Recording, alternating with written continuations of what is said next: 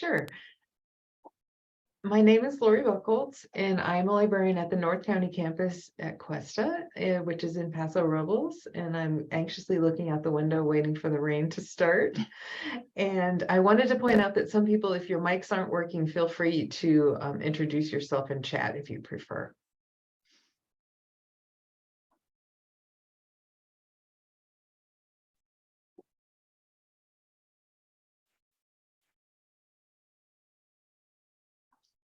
Okay.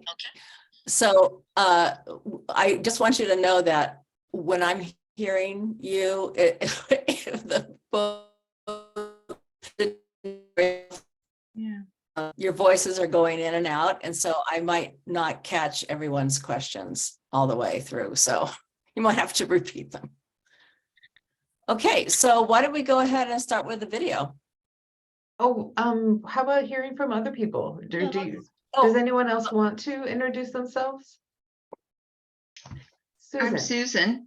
I'm a retired library assistant at the Cuesta SLO campus library, and I'm really happy to see all of you today. And outside my window in SLO, it's looking really blue, dark blue to the west. So I'm really happy that this is even happening right now. We haven't lost power or anything. So I'm looking forward to hearing about this book. I haven't read it yet. And Vicki, you freeze whenever you're speaking at my end here. I don't know why. Just to let you know. Okay, it's probably because I'm out in the boonies and my internet connection is always bad. And it's a storm. I even have a brand new, and the storm, and I'm even using a brand new computer because I just got it a week ago, so I'm not really sure about it, how to work it all. But yeah, my great big huge Mac that's right behind my little laptop here, I can't trust it all. I was testing it out and I thought, no, this is just not going to work. It keeps down. So, okay, we got one more person. That's good. Hi, Miranda. Any other introductions before we get going? You can do it in the chat or just unmute yourself and pipe up if your microphone is working, and I know some folks aren't having that. Oh, good. Nice. Yeah. Well, should I go ahead and share the video, Vicki? When we were planning for today, we had some basic questions like, how are the characters' names pronounced? And how is the author's name pronounced? And how is Lagos pronounced? So we started looking for ways to find answers to those. And Vicki found this great, just 3-minute video from the author kind of introducing the book. So that's what you're gonna hopefully see right now.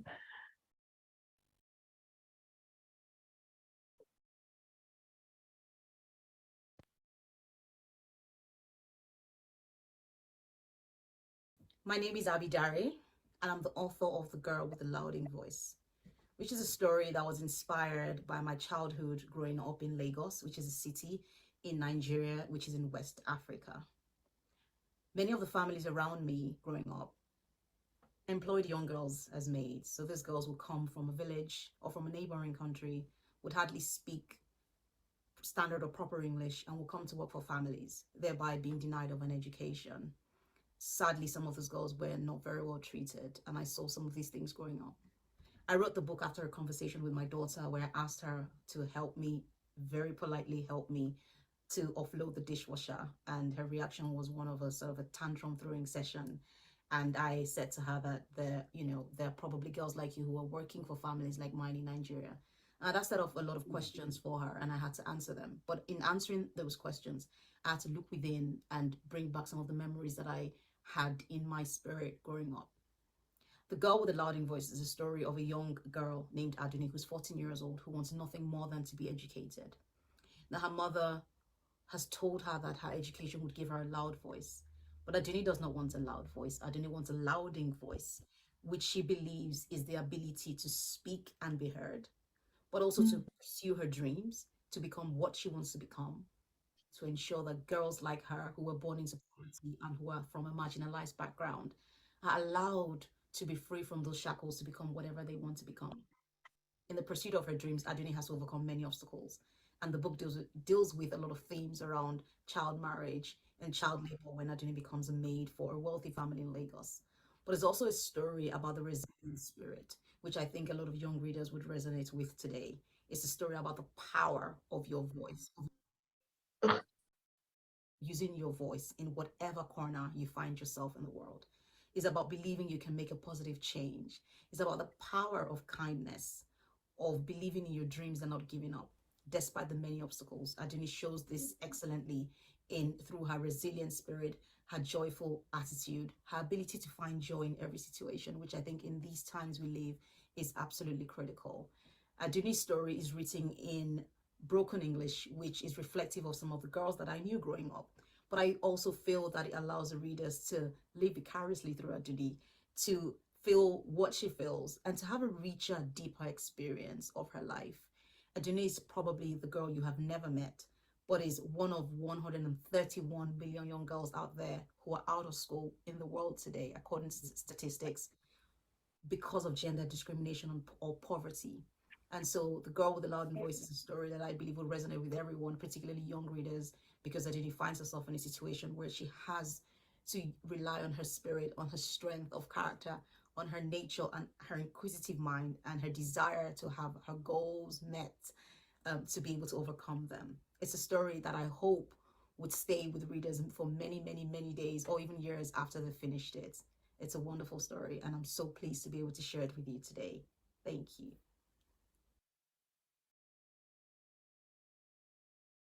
For just 67.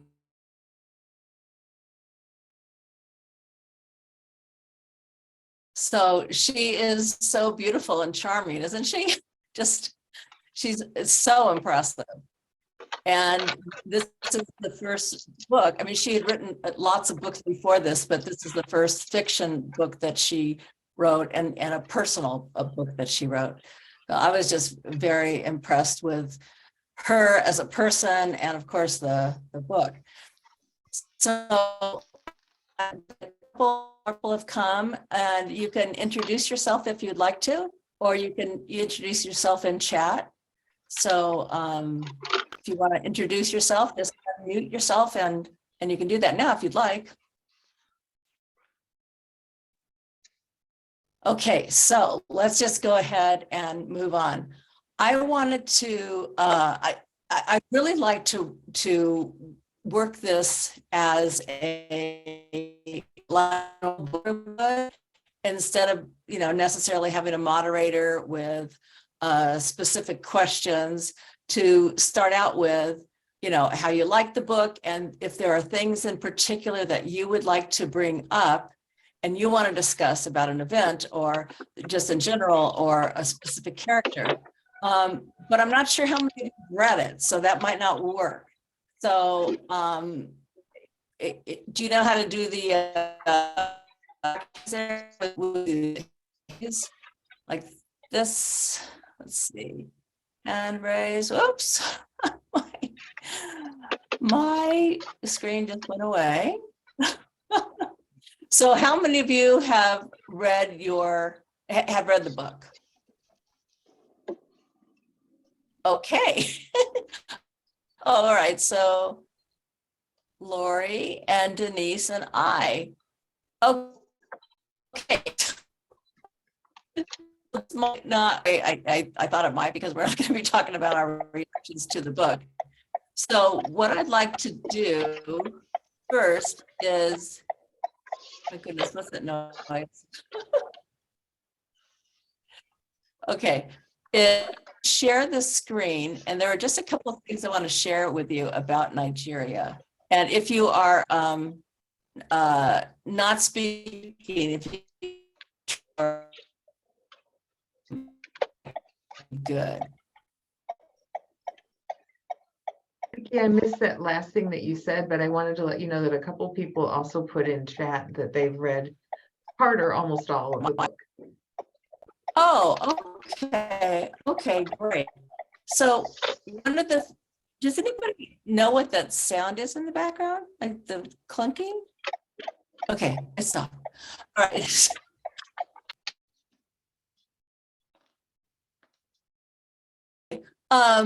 There were just a few things that I wanted to share about Nigeria, and that it is a huge country, and the author, its language is very important in this book, because as Aduni, which is how to say her name, the main character, as she progresses through the book, her language changes, and she's the one narrating the book, and you can see how as she learns more, her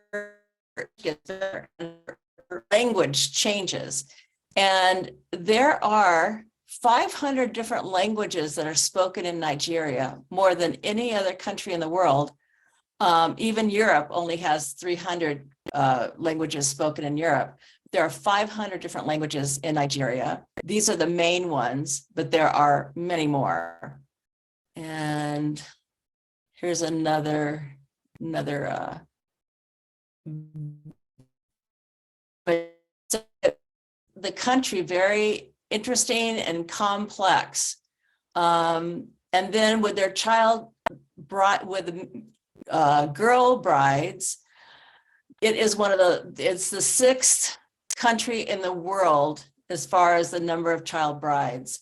And 16% of girls are married by the time they're 15, and 43% are married by the time they're 18. Childhood marriage is really big, and most of these are against the girls' wishes. Okay, so just a little background there. So for those of you who watched the book, read the book, I'm sorry, I'm gonna get rid of this. What did you think? Participant at a time. If you can hear me.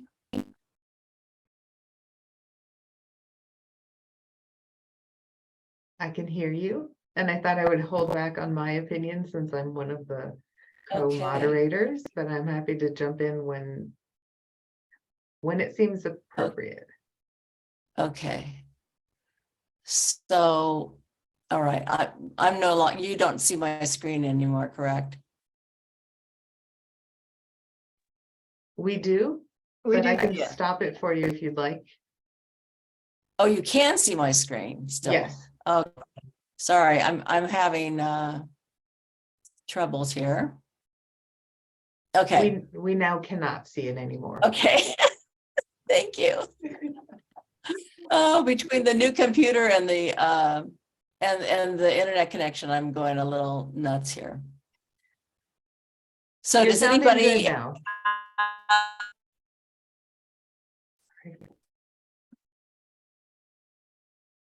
So for those of you who have read it, what did you think about the book?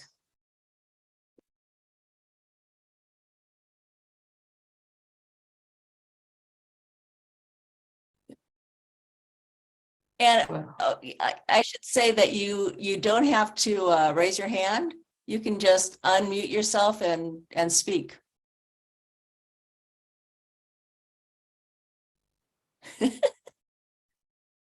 Let me share what Miranda put in the chat.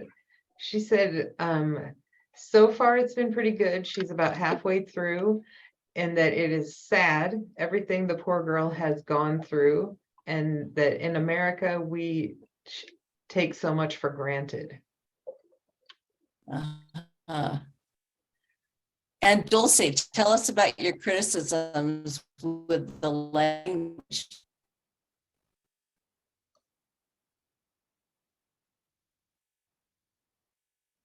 Oh, maybe Dulce's microphone isn't working. I think it's not. Okay. Okay. Maybe she'll put those in the chat. I would be interested to hear too.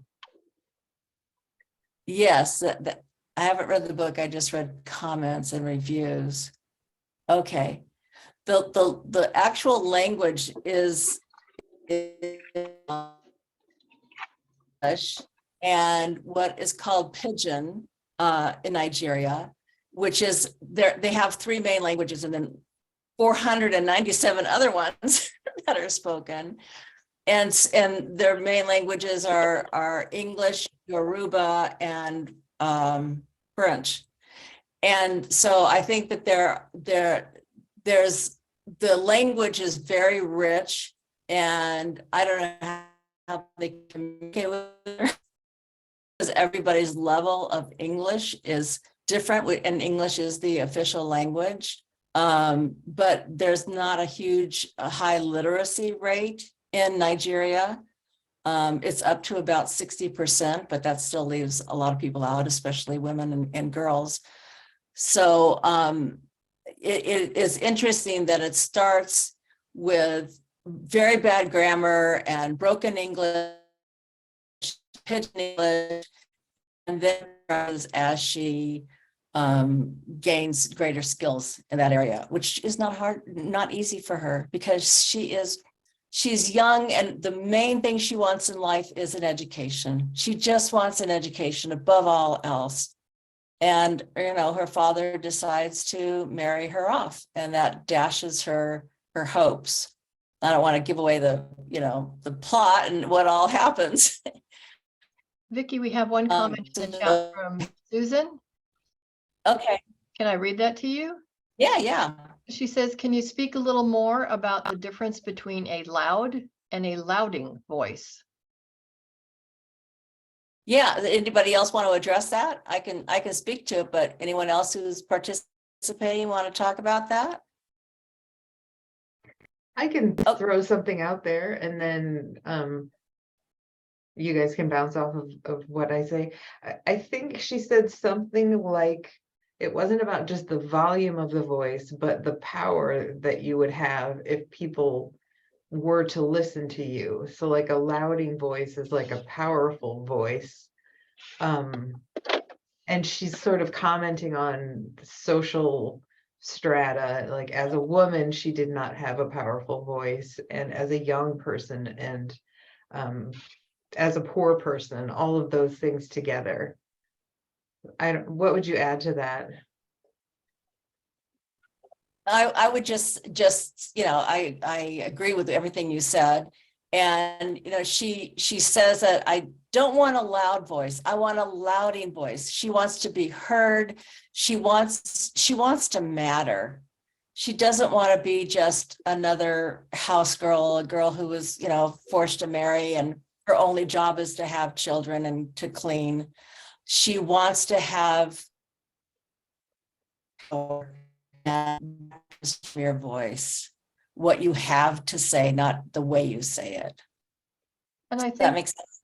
I think be valued is something she really, that comes Yeah. out a lot in the last third, not just be, like you say, be a housemaid, have children, be beaten by people, not have enough to eat. She wanted all those basics, but she also wanted to be seen as a valued person. Mm-hmm. Yes, absolutely. So I have are there any more comments there? Yes. Okay. Joe says, I read an excerpt online and I thought the grammatical errors, quote unquote, helped understand her voice, even when it isn't correct. That's a comment. Yes. It really gives voice to Aduni and how she thinks, what she thinks, and the manner in which she thinks them. And it really shows you her personality and of course her growth throughout it. I can't imagine, for instance, like if Huckleberry Finn was not how if Twain had just written in standard English as opposed to how the people actually spoke. So it gives authenticity to the book. That's a really good point. I have some quotes that we might want to look at that, since a lot of you haven't read the book, it might help to read some of the book, and that might springboard some conversation. So let me share again. And if you have any comments while I'm fiddling around with this, let me know. Or just speak up, I mean.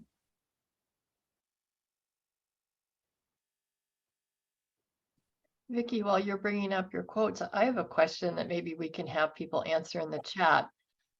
Has anyone ever traveled to Africa? I have not, but I'm wondering if any of our audience has any part.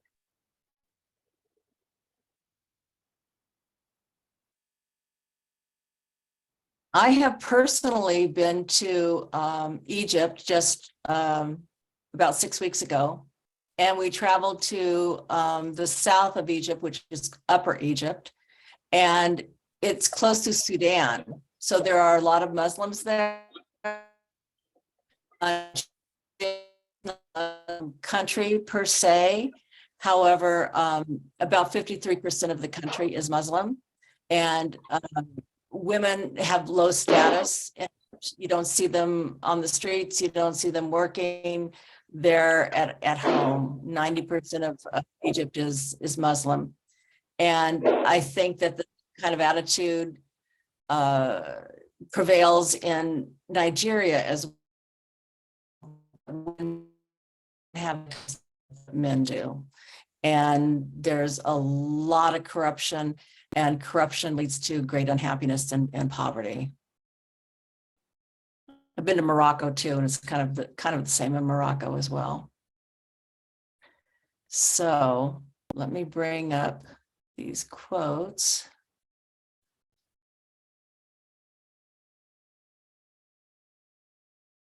Okay.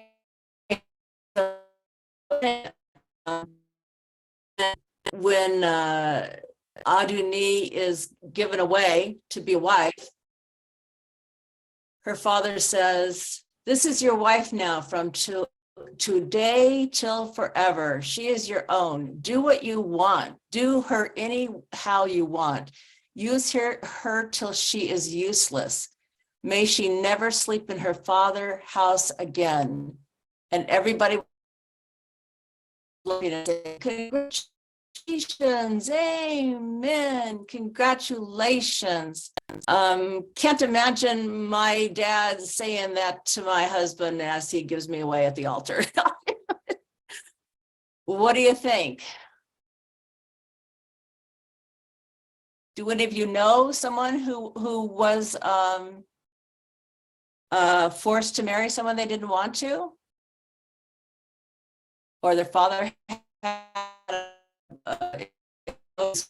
a traditional view that, you have nothing to do with me anymore, and now it's all about your husband? It would be interesting to talk to someone who's had that experience. The way they say use her until she's useless makes me just think about women as a commodity rather than as human beings. It's really repulsive to me. Well, Yeah. I think it brings up the domestic violence that you see. And for those of you that haven't read the book, we don't want to have a spoiler alert, but beating is, casually beating someone over the head with your shoe or pushing them till they fall, whether it's a male to female or female to male, or female to female, happens routinely throughout the book, which is, not somebody being beaten to a pulp till they die, but a casual, where you might think of kind of scolding someone. This is a physical scolding that happens a lot. Yes, and there are also a lot of beatings in the book, and it's very clear. Well, the men, if they can afford it, have more than one wife. And if they don't get a son with the first one, then they get the one, and they think it's the woman's fault for not having a son. And then in this case, Aduni is the third wife in the household. And the only reason she's there, and he makes it very clear, is because he wants a son. And one of his other wives is pregnant.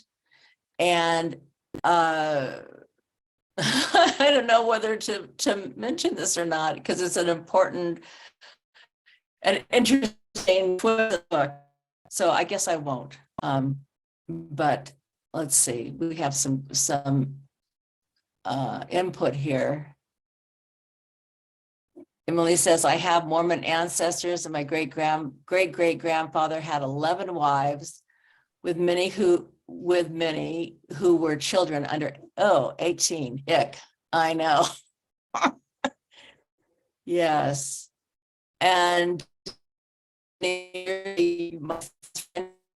an arranged marriage, which is really different, don't you think? That arranged marriage, there's matchmakers who look for an appropriate spouse. They're not necessarily already married. It's usually a first marriage, and lots of considerations are taken into it. And I think the bride and the groom go into it thinking, okay, our parents know best, and they're looking out for our best. Variations on that theme, but I see it as really being different from the father just saying, I want to get rid of you, I don't want to feed you anymore, and you need to have a man, and this guy's going to give me the biggest bucks, so here she is, bye-bye, and use her up. It's just so awful. And he's not the worst man in the story. He's not in the story. Vicky, There are I think at Sue least has a two others. Oh, yeah. Yeah, I found that really disturbing about the father. I mean, girls have a purpose in the family, and her purpose was he was going to sell her. And so then the rest of the family could get money. And that was her purpose. And it's, and it's still going on today. And it's really disturbing that even your own parents, although her mother didn't want that for her, but her father just couldn't make ends meet anymore. And so she was his way of supporting the family, her two brothers, and they also had a purpose too, because they were getting jobs and then they were going to contribute. So it's, and I have to admit, even my mother, so we're probably looking into, it would have been, she was born in 1923. So when she was in 8th grade, her family, and this is rural Wisconsin, she was taken out of school. She loved school. She died several years ago, and at 86, that was still one of her deepest hurts, was when she was taken out of school, because she had to stay home on the farm and take care of all the homemaking things and take care of her little brothers and sisters. And her sister was also taken out of school after about the same time, 6 years later. And but her 3 brothers all went to school. So it's kind of hard to believe that even then, and this was my family that happened to. And so it continues to happen all over the world. And where women just have less value, or they're considered less value. And it's like, we have to keep them in this place, just like the girl was, the main character was taken to Laos, and she became a servant. And so even then, she continued that role as she was being used for a certain purpose. And she even called it slavery. And it is slavery, although I like the term that she didn't have chains, Mm. but she was still a slave. And I didn't finish. I tried to finish the last 3 chapters. So I'm hoping something good happens at the end. Yeah, I really wanted to talk about the ending too, and what you thought about what Ajani's future might hold, and what if you have hope for her, and what her future might look like. Vicky, we had another Yeah. in the chat from Joanna. She says, exactly, arranged marriages are agreed upon by all parties, a consenting affair. But this in the book sounds completely different, getting rid of a mouth to feed. Yeah, it is really, really different. Ajani had no choice in it. And, some arranged marriages, the bride does have a choice and the groom does have a choice, and some not. But it's, what we need to realize is that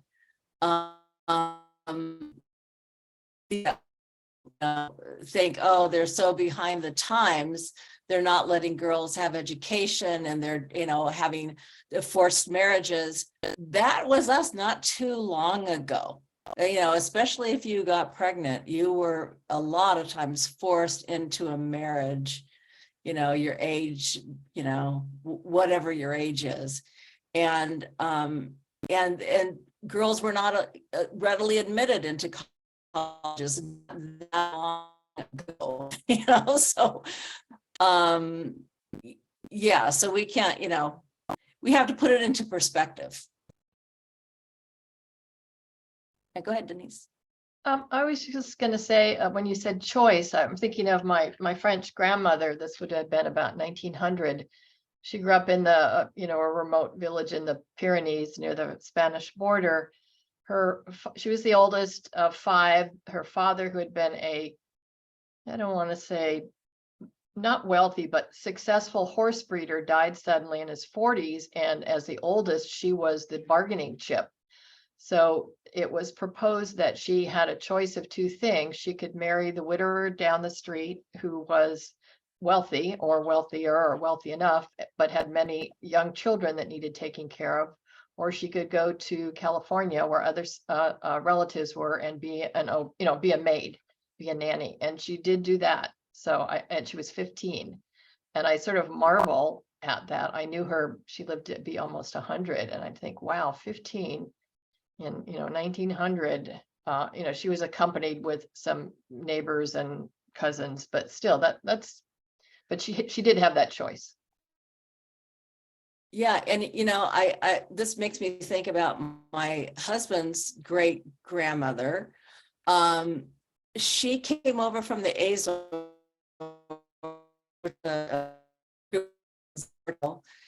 and to work as a housemaid for her aunt and the man she married, her uncle, to work for them. And she was 12, and she no sooner got here and got settled in the Santa Maria Valley when the wife died, her aunt died. And it was inappropriate for her to be living in a house with a man and, be, we don't know the exact circumstances, but she married him. And I think that she didn't know any English. She had no power. She was 12.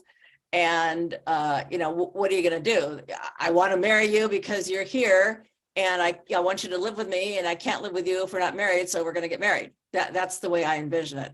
And they went on to have 13 children, and the photographs show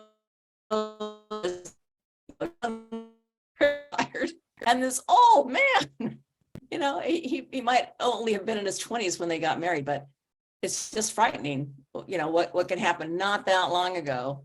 Because I think this was near the turn of the century, in our own country. And I'm sure that there's immigrant families who are here where the girls are told who they're going to marry and that they have no choice. And you need to get married now because we have too many people. It's got to happen here too, right?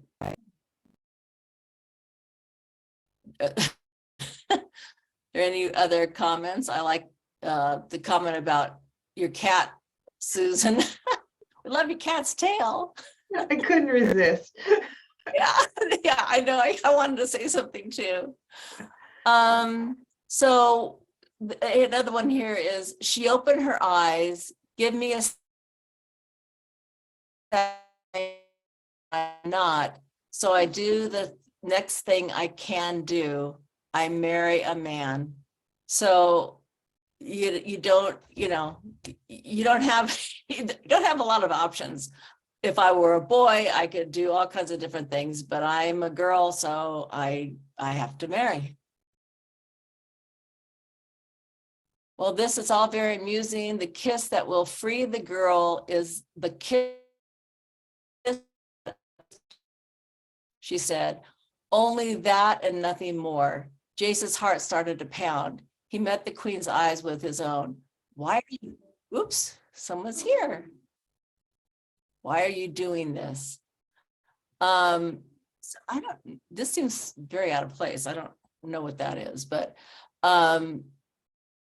so this is an interesting idea that the kiss will free the girl if it's the kiss that she desires.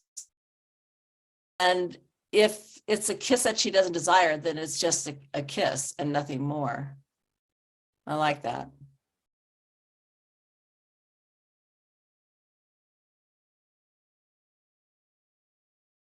Oh, so at the beginning of the book, at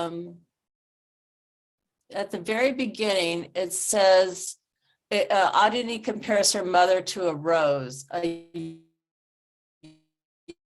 purple leaves. And the question is, what does that symbolize? She also remembers her mother having a sweet smell like a rose bush. What do you think she compares her? Why do you think she compares her mother to this particular type of flower? And how do you think our five senses play into our memories? So that was at the very beginning of the book. So probably most of you have, looked at that she compares her mom to a rose. And the smell and what the five senses, how the five senses play into our memories. I must admit, I read that at the very beginning and it didn't mean much. Maybe you can help us unpack that one, Vicki.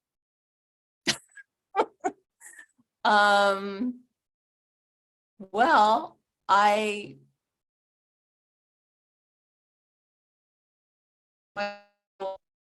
got the question and kind of moved on to get another question, but her mother's dead. For those of you who don't know, the book begins with her mother is already deceased, and so she thinks of her mom as a thing of beauty. And I don't know about the yellow and the red and purple and the shining leaves, but that it sounds full. And she kind of puts her mom on this pedestal of a great memory, the person she loved most in the world. And I don't know why she compares her to that particular type of flower, though. But boy, how do our five senses play into our memories? Plays into all of our memories, doesn't it? I think I've heard that smell is the most, does anybody know, like it's either the first one that develops or the most deeply embedded in the brain core. Like if you lose other sense related memories, your smell memories are always with you. Okay, thank you, Johanna. I see that in chat. She said smell is connected to memory the most. Yeah, I think it's something about how that part of the brain is. I recently read something in a book called What Happened to You by a man named Perry and Oprah. And it kind of changes the idea of like, what's the matter with that guy? Like, well, what's the matter with her? Like, they're so odd, or they're criminals, or they're whatever.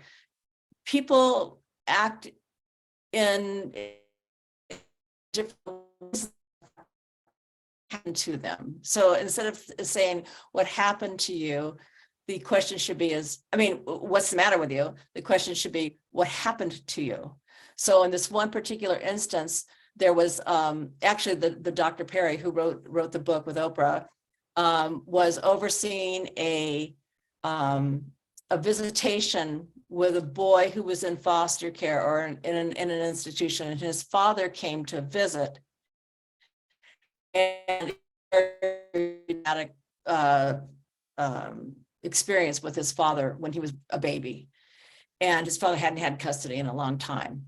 So the doctor just sat in the corner and wasn't really, paying attention. He just had to be there to make sure that nothing bad happened. And he started thinking about his own dad and his time with him, and how they used to get up really early and go hunting, and they go into the forest and was smoking his cigar, and it was just warm comfort, a wonderful memory of his dad who loved him and took him places and paid attention to him. And then he thought, why am I thinking about my dad? Why did this come up? And then he realized he smelled Old Spice. And so he went over to the boy and his father and leaned down and said, they were playing chess or checkers. He said, on the father. And so after the session was over, I forgot to tell you this part. So the kid had been doing pretty well in different foster cares and what have you. And then in this school, he got a brand new teacher, and the teacher, he hated the teacher. He started having tantrums. He was a complete, horror in the classroom. And so he went to the teacher after the session, and he said, this is going to sound strange, but do you happen to wear Old Spice? And he goes, I do. And he goes, could you not wear it, for this next week, and we can see how things are?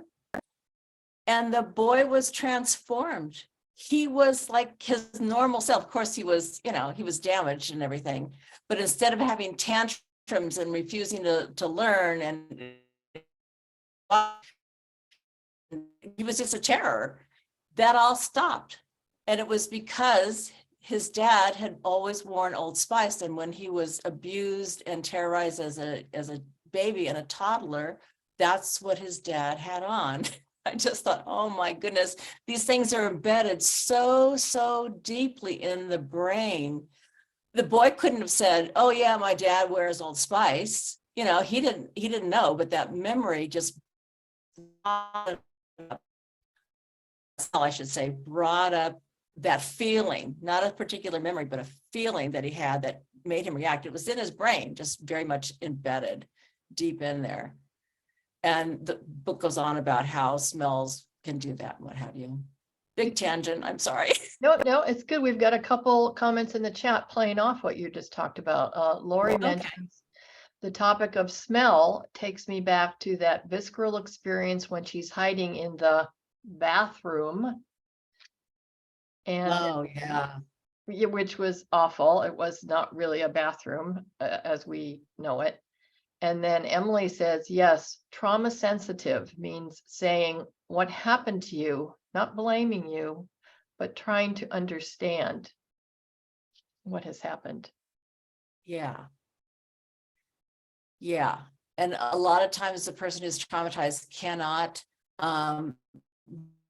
verbalize the child, and it can cause panic attacks in people where they smell something and they're not associating that with their panic attack, but suddenly they have a panic attack, they're freaking out, and they don't even know why, or that maybe that an incident even happened with that smell, because it's just so embedded from your earliest childhood. And part of the book explains about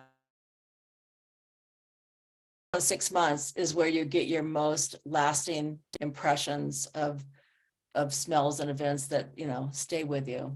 It's the first 6 months, and especially the first 2 years, but the first 6 months more so.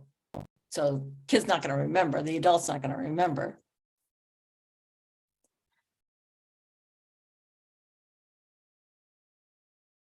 Okay, let's see. Oh, we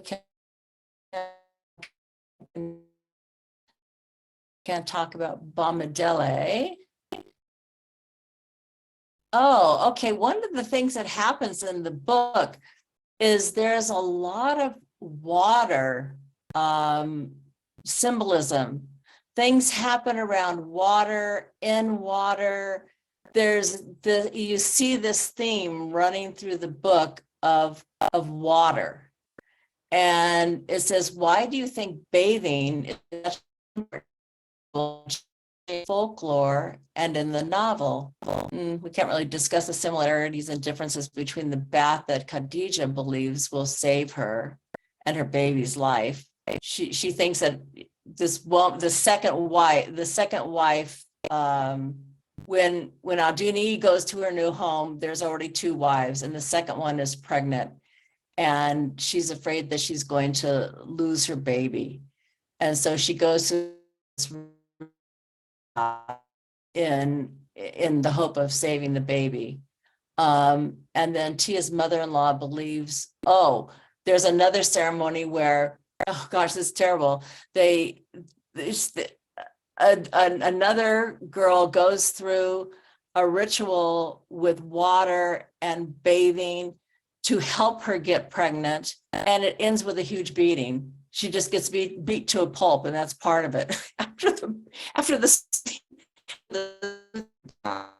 oh, it's not funny, but it's so unbelievable. It's so jarring to think. Anybody have any comments about, the importance of water in folklore in general, or bathing? There's also a river by which one of the characters dies. She dies at the river. Her save her, and she ends up dying. I Okay. wonder if it's supposed to have those sort of religious overtones of like women are unclean and they have to be cleansed. Like I was raised in a Baptist faith where until you were baptized, you were like unclean and you were going, and women especially, I guess because of the origin of the Eve story, it had to be cleansed in order to be out in the world without harming people. I don't know. Yeah, right. And what is it called, the mikvah in the Jewish tradition, where women had to bathe in I think it's a mikvah, and even the baptism, like you were talking about, that's traditional in Christianity. Getting dunked. And Johanna says, I know that Yoruba people see water as the catalyst of life. Yeah, okay, well then that makes a whole lot of sense, because that's the language that's most spoken by natives in Nigeria, even though English is the official language. Can't life, okay, yeah. Thinking of Hemingway's story, Hills of White. Yeah, because without water, we can't survive. And river can be thought of sometimes as a metaphor for life. I was just in Egypt, and the Nile is certainly considered life. You can't have life in Egypt without the Nile. It is life. Well, Vicki, and I'm thinking too, there's there's several instances in the beginning of the book where Duni and her other characters have to go to the river to port water back by hand because they don't have tapped water and infrastructure. So there's the clay pot that they're taking to and from the river, and it spills or it breaks, or it's a special pot. But definitely lots of ceremony and getting that, necessary water to the household. Mm-hmm. Right. There's a lot about water, and there's also a lot about houses and the descriptions of the houses and the huts and the beautiful mansions, because in Nigeria, you're either extremely wealthy or you're extremely poor. And so they talk about houses a lot in the book, and have metaphors where houses are, the word house is used.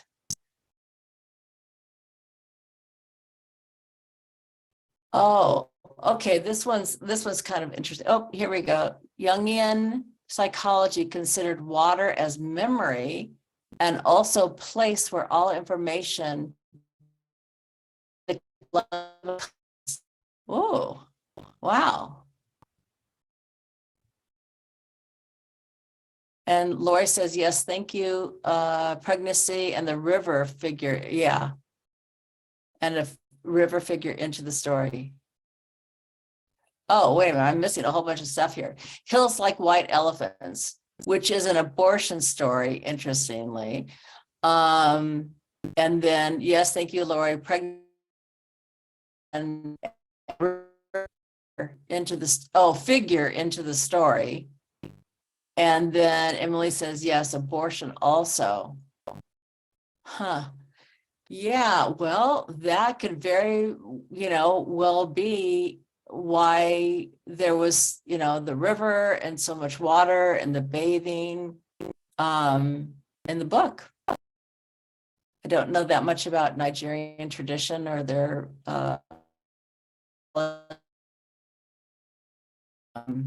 but I think in all cultures, water is really obviously important.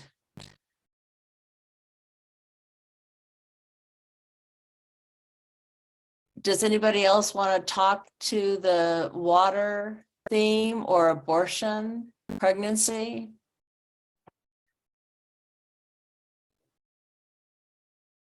You can also, if you want, tell us about hills like white elephants. I have a thought, Vicki, and Lori. What if we turn this discussion around a little bit and talk to a little bit about, we've come across several of these negative, challenging life issues for Aduni. What about, why would you recommend this book to somebody else to read or to finish reading? I love that you threw that out there, Denise, because the people who haven't read the book are going to think it's all very grim, and it's not. And in fact, this character is so sunny in some ways, and so like she cannot be defeated. And like I feel like in the end, she's going to get her life that she has been fighting for throughout. Yes, and she is very funny. So I would recommend it for all the themes we've been talking about, but it's also a really great tale of redemption, tale of the character who I think is going to ultimately win out in the end. Mm-hmm. I agree with you, Lori. I think Aduni has remarkable strength. She's one of the strongest women I've ever encountered in all the books I've read. She just has so much determination. Fight the odds, overcome the challenges, and she's going to get that education. Darn it, that's her whole reason for being. She just wants to be educated, and I can't imagine that is not going to be her fate. And like the author, the author left Nigeria and went to England to go to Oxford, and became very, very well educated. And this is a theme this is something that we see a lot. There are more and more Nigerians and other Africans in the United States and other countries trying to further their education, better their lives, and have just a better life. And it's not going to happen in Nigeria because it's really corrupt, and women are not held to the same standard as men, and it's difficult. It's just very difficult, and people know that, and they just want to get out. And Johanna says, true, my brother-in-law and his family came from Nigeria to find work and education. And it really is inspiring, Denise. Whenever I or talk, there's quite a few immigrants here. Notice that at the campus, which is where I work in Paso, there are a big number of Nigerian or African students, and with their lovely accents, and the pandemic.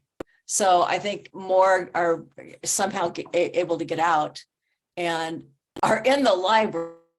They are studying, they want to learn, they're there for education, and so polite and so grateful and eager. I just love them.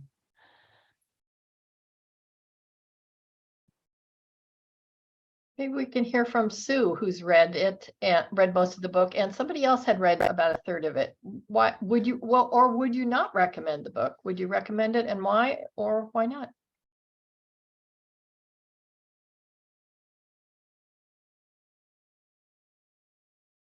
Here, there. You know, I would recommend reading the book just because it comes from the viewpoint of a person who had so little, and she even embraced the little that she had, but she went through some horrific challenges and events in her life. And I would, although I didn't quite finish the book, I would like to believe that it ends where she's going to succeed, and she's going to have her lauding voice, and she is not just going to be heard, but she's going to be seen and valued, and she's going to go on to do great things. So I think it really gives a message of hope to so many people, regardless of what you're going through. And hopefully you're not going through as much as what Adani went through, but that she just continued. You know, she frequently said, tomorrow will be a better day. And and I've heard that a couple times now throughout. I can't remember, some famous actor was saying that at one point in his life he was very depressed, suicidal, and he said, you know, if I would have ended my life then, I wouldn't have now experienced the greatest joy that I've ever experienced, and based on what he's accomplished and everything.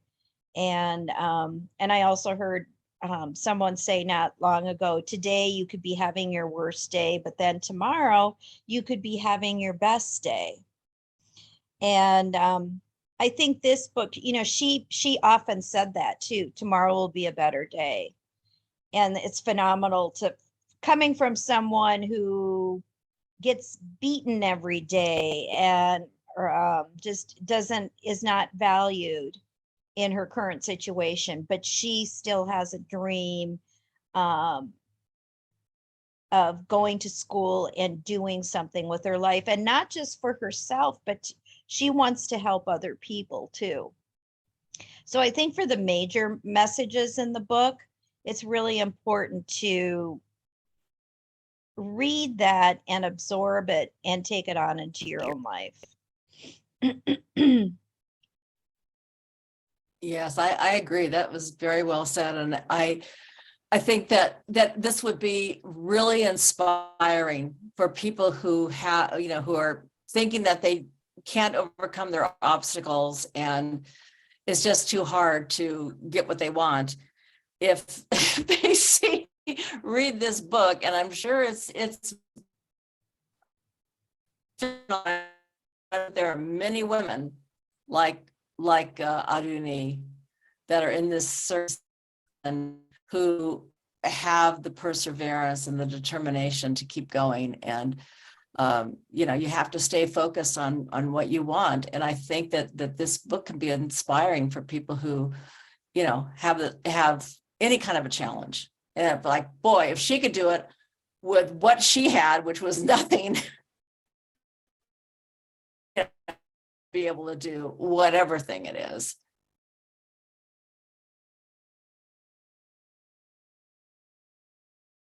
I'll just chime in briefly. I started to read this a couple weeks ago, and I must admit I was put off at first by the pidgin English. I thought, oh gosh, am I really going to get through this for this book club event? And I did, and actually it goes quickly because the sentences are not long and complex. They're in a this sing-song pidgin, and then they get more complex later on. But it's not dense language at all. So the 360 pages or whatever actually goes pretty quickly. But the things I found inspiring, I'll piggyback off what Sue and Vicky were saying.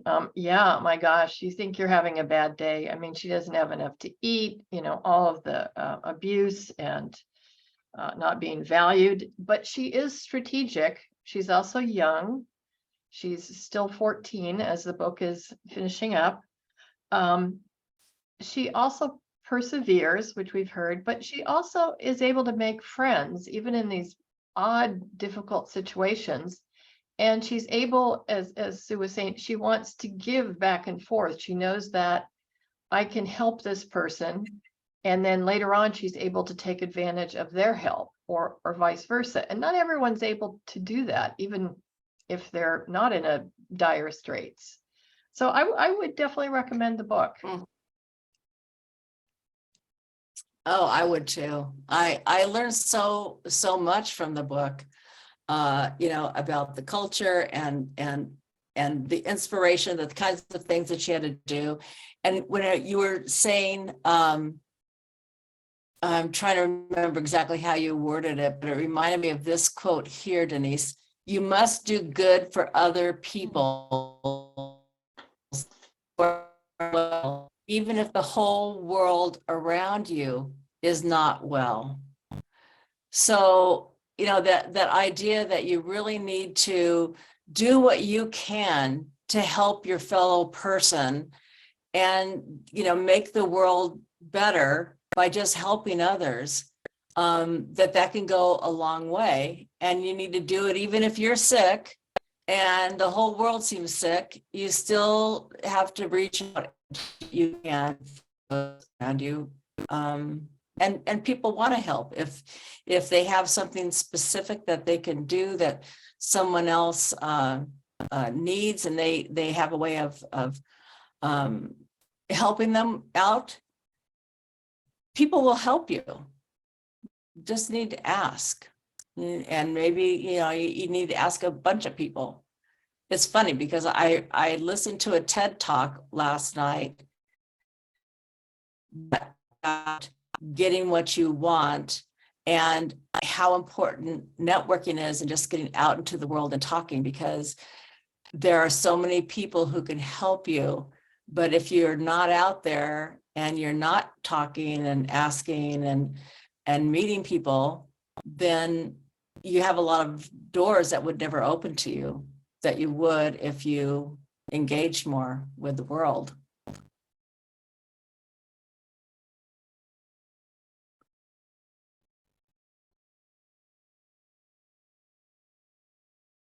And here's the quote about that we started at the beginning, where the first question was, what's the difference between a loud voice and a louding voice? And Adani says, that day, I tell myself that even if I am not getting anything in this life, I will go to school. I will finish my primary and secondary and because I don't just want to be having any kind voice. I want a louding voice. She just wants to be heard. She wants to be seen and heard. And so many girls aren't, so many women aren't. They're not even, just females, but a lot of men too are just not heard. Oh, it reminds me of Malala, yes. And I want to say, yeah, Dulcie, you're going to listen to the audiobook. I'm so glad because the audiobook is excellent. It's really, really good. And I'm kind of hooked on audiobooks. That's generally the way I read books now when I'm driving and doing yard work and what have you. And I actually very first came out and was just so taken with the book and the narration. So well done.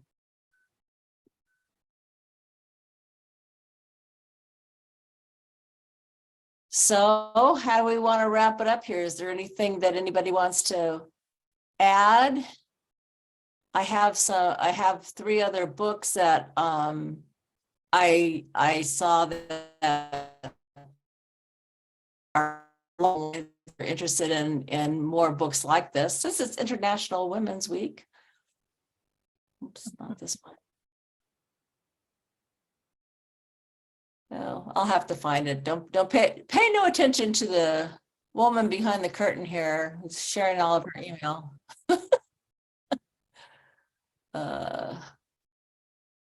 Vicki, while you're looking for those other recommends, let me just mention that we do have 2 more book events in this semester. One is our Cuesta College Book of the Year event, and we'll be hosting the author on person in campus, Saba Tahir, and she's won all these awards lately. I just found out that our tickets are back up. We had a ticketing snafu this week. Students attend free, but you do need to reserve your spot. $15 general admission for others.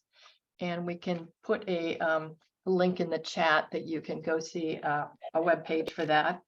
And then in May, concluding our virtual book club for the semester, we'll have English instructor Ann Jansen leading us through another kind of new literature piece called How Much of These Hills is Gold? Be safe. By Pam Zhang. And that will be coordinated with Asian Pacific American Heritage Month.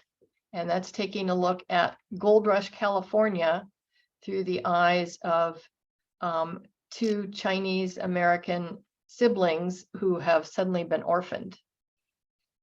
And again, it might sound like this horrible challenging, but there's some very interesting things that happen. So we hope that you might think about coming to those. Sounds good. So here are 3 books written with similar themes, and maybe we should mute someone who's on the top there. Purple Hibiscus follows the story of Kambili, a young girl around Adeni's age, as she grows up amidst the political instability of post-colonial Nigeria. Another central focus of The Girl with the Louding Voice is Adeni's forced marriage. Khalid Hosseini's novel, A Thousand Splendid Suns, is set in Afghanistan, and she tells the stories of 2 young girls who are forced to marry an older, abusive man. Okay, and then this is a whole nother thing. Thousand Splendid Suns was fantastic. And then, though not a work of fiction, Tara Westover's memoir, Educated, contains the themes of education, self-worth, and independence that are also central to Adeni's story in The Girl with the Louding Voice. And I cannot recommend Educated enough. It was so captivating. You just couldn't believe that it was a true story. It's amazing. This is another girl, actually the author, Westover, and her determination to get an education by damned, whatever obstacle, she was gonna get an education, just like Aruni. And it's very, very inspiring, both of them. And here's another recommendation for 1,000 Splendid Suns. Yes, such a good book. The link to the book events. Okay. Well, what do we think? Do we want to talk anymore? Should we call it short? What are we going to do? What do the participants want to do? I think we've had a pretty good discussion. Something I can offer too is this is being recorded, and I'll get a recording in a day or two from the Zoom people, and that has a transcript, so I can send that out to the group. It's possible that it's a written transcript. It might overcome the audio issues that we had. So I'll look to do that and send that out. Okay.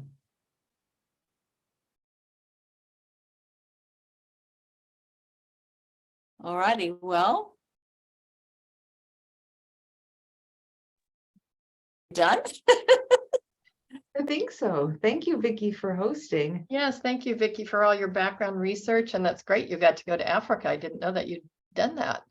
Yeah, I've been to Africa, Egypt and Morocco, and but I haven't been to sub-Saharan Africa, and that's next on the agenda.